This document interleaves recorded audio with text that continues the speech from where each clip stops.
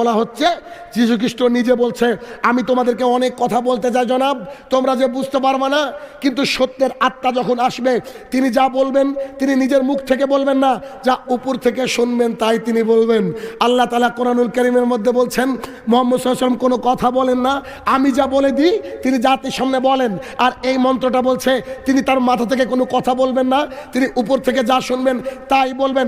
সে একটা সত্য পথের কথা বলবে, সে ইসলামের কথা বলবে, সে এক আল্লাহর কথা বলবে, সে সরল সঠিক পথের কথা বলবে।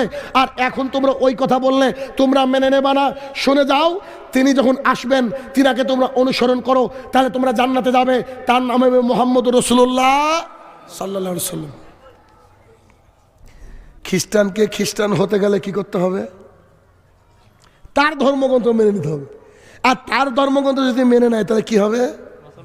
ঈশ্বর এক, there is no God except Allah subhanahu wa ta'ala, আল্লাহ ছাড়া কোনো মাবুদ নেই, সত্য মাবুদ নেই।